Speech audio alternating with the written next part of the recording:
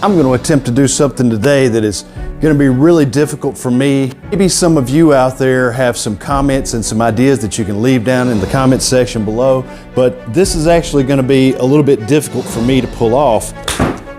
Oh, that almost went in. I'm going to try and do something very difficult, which is to go back into all the swing reviews I've done in past years and pick out the number one thing that I believe you should pay attention to. Let's get started.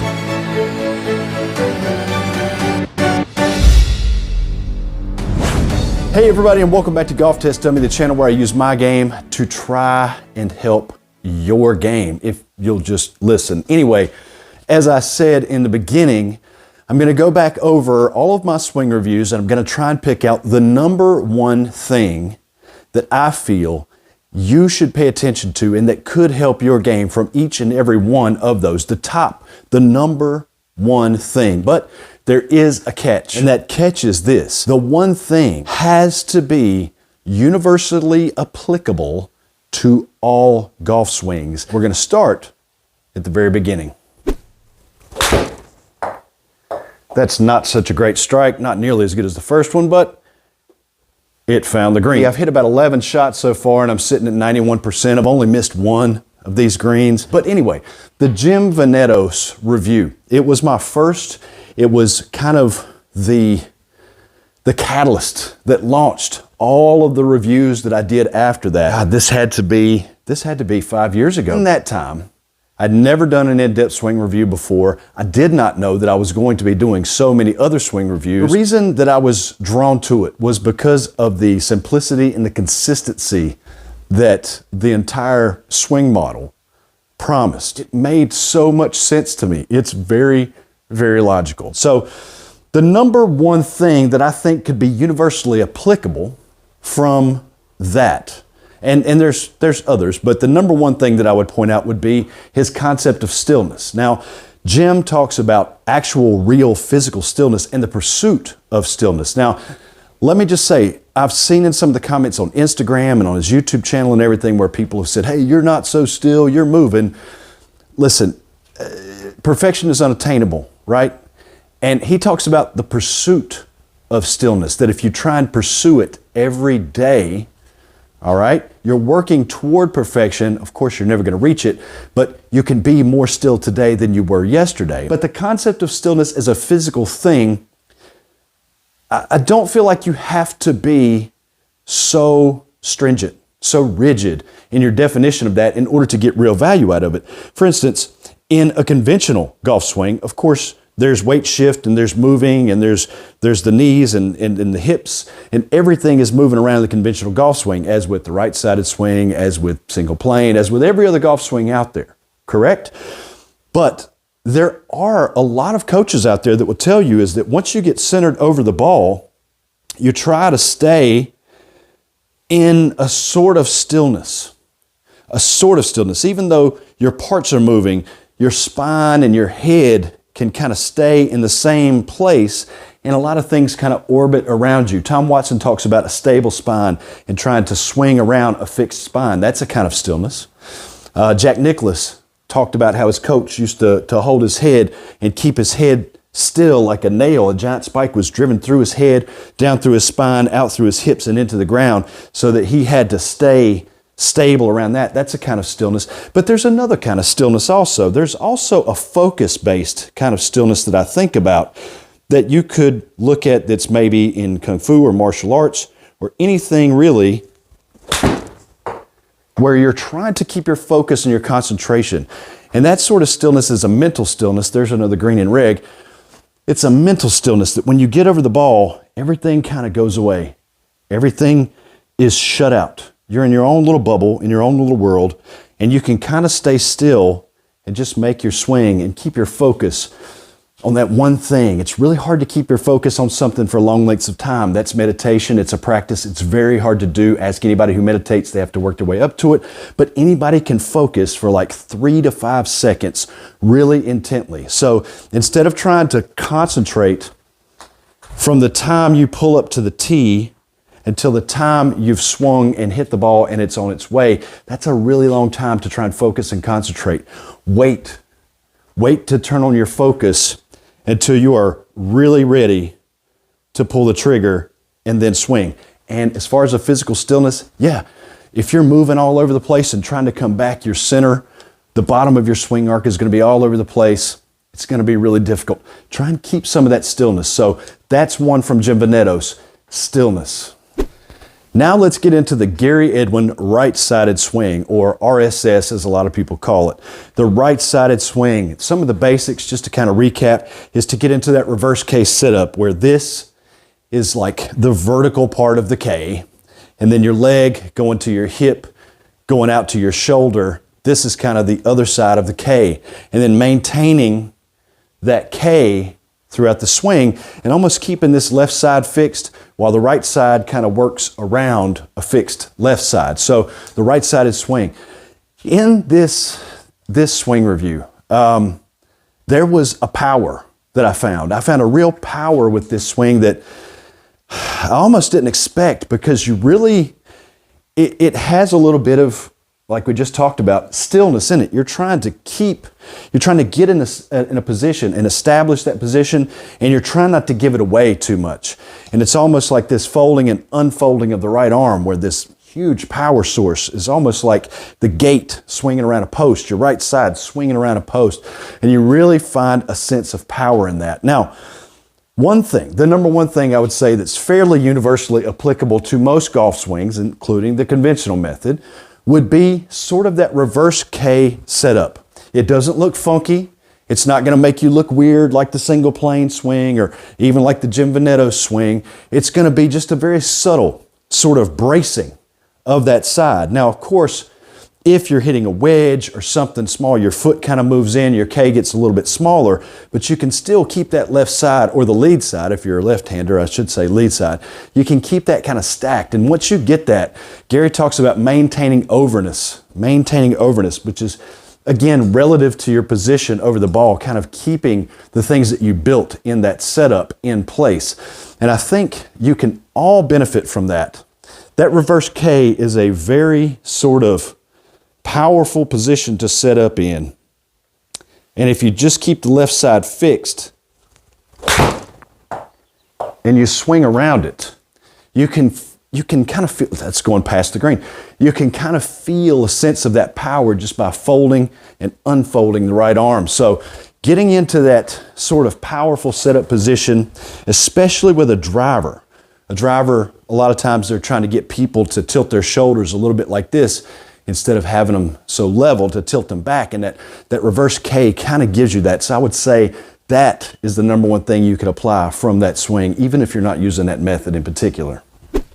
And then we'll get into Zen Golf / Flow Motion. Now, I called this review both of those because I feel like they're both from the same school of thought.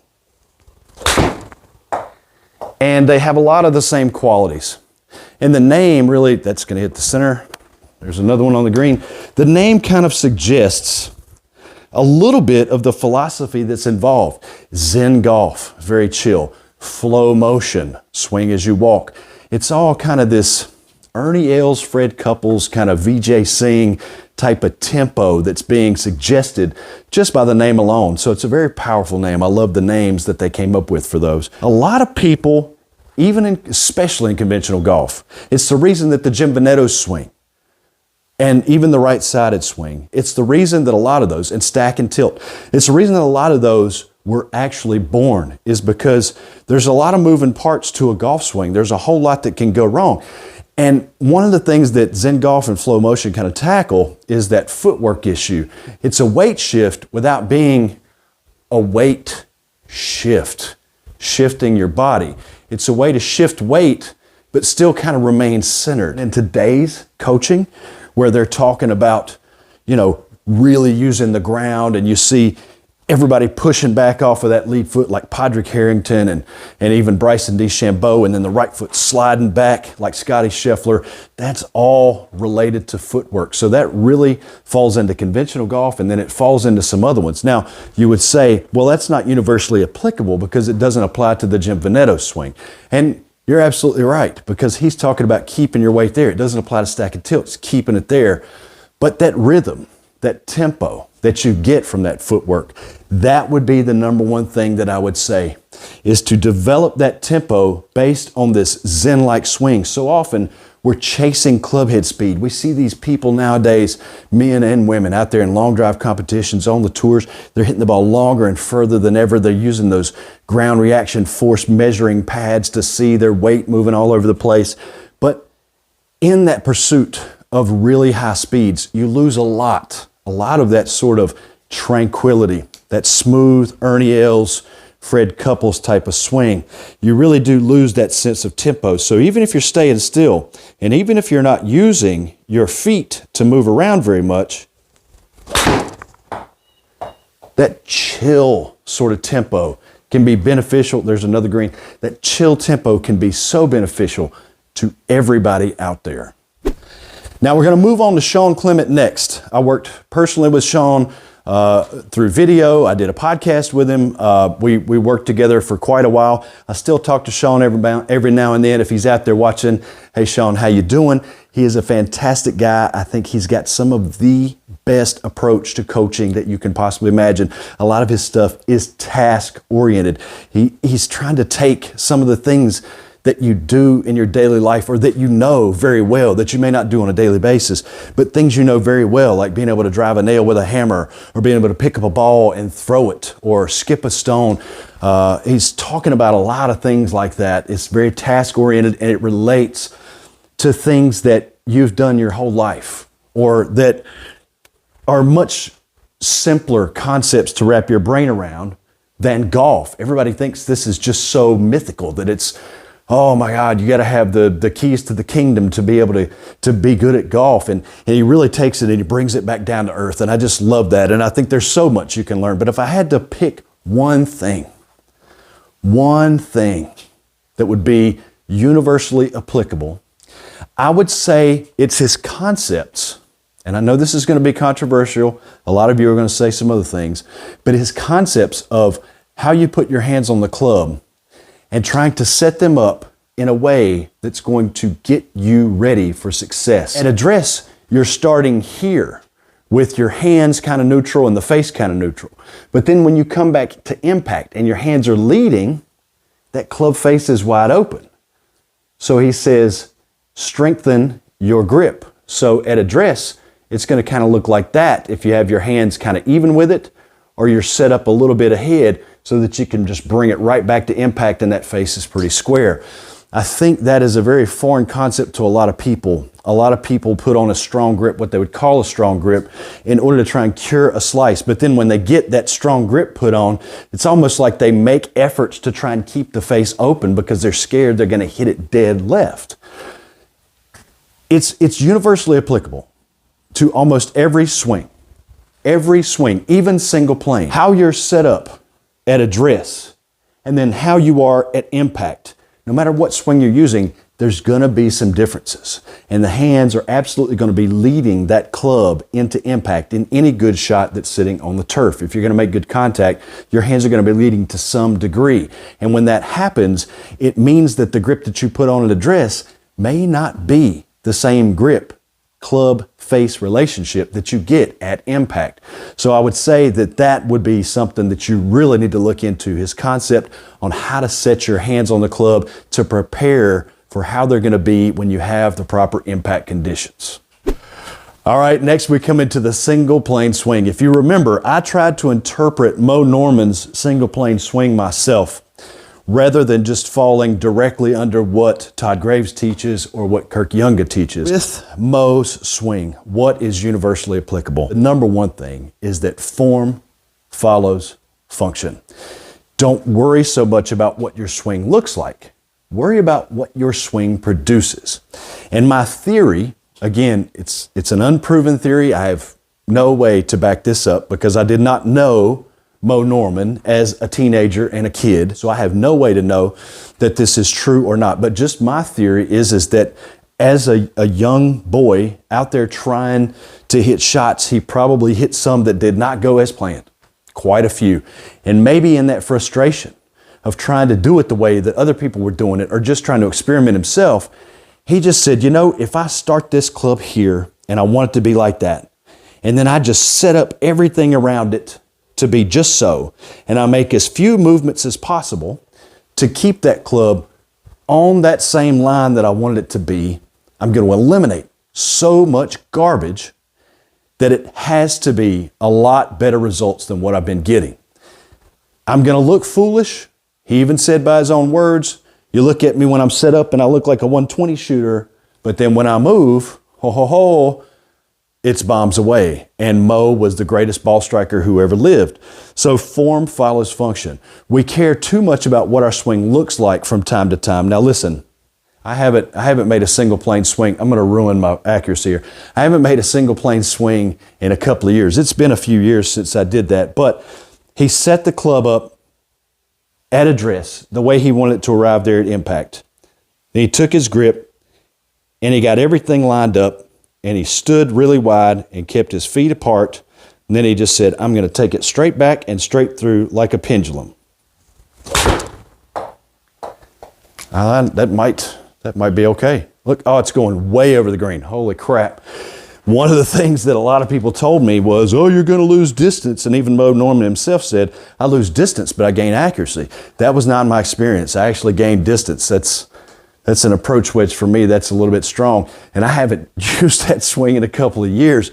So stop worrying so much about what you look like and start worrying about your results. Stop worrying about what everybody else thinks of your swing and start smoking them on the golf course. That's the number one lesson from single plane swing.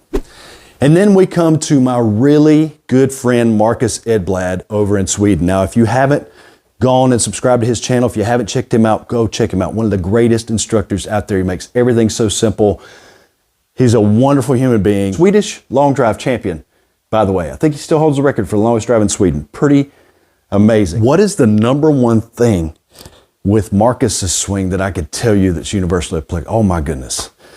This is going to be probably the most difficult one of all. Marcus told me, and he said in videos before, he's talked about when he started playing golf. He comes from a hockey background. When he started to play golf, he went to instructors, he got lessons, he worked really hard, he listened to everything that they said, he tried to do everything that they said, and it just was not working out.